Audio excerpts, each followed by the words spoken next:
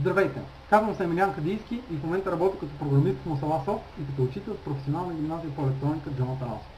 Искам да ви разкажа за предизвикателствата на софтуерната индустрия и на образователната ни система от моята гледна точка. За целта нека разгледаме няколко статии. Очаква се недостиг на софтуерни специалисти. След 2 години българската софтуерна индустрия ще се нуждае от над 36 000 програмисти. Очакваният дефицит на служители ще бъде над 21 000 души.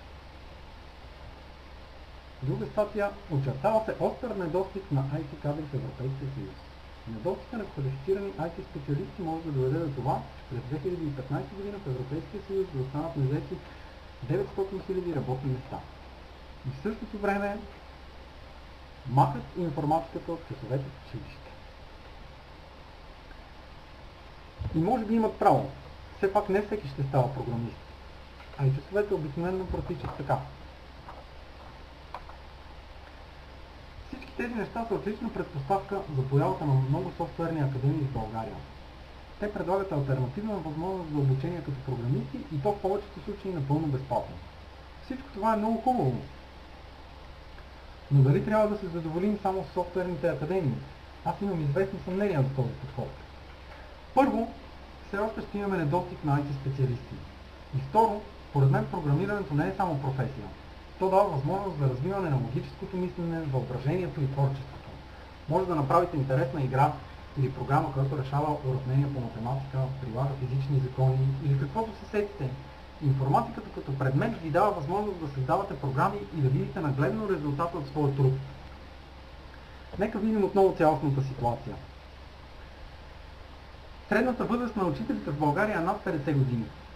Учениците имат нужда да виждат в училище успешни хора, които да им служат за личен пример.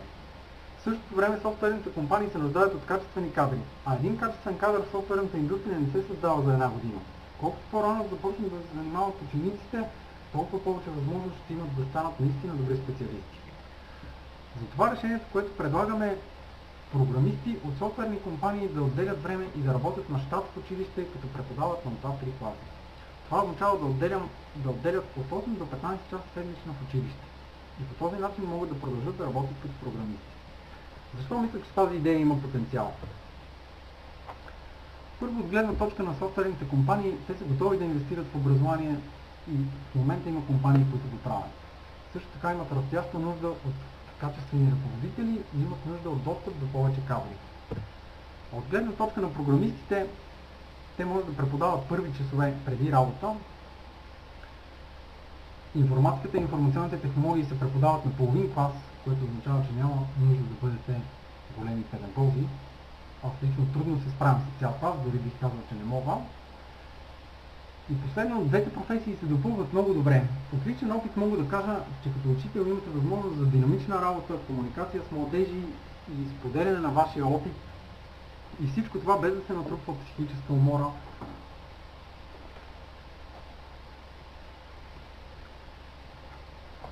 Затова моят апел е да започнем пробна кампания за София, защото тук са почти всички програмисти и има най-много училища.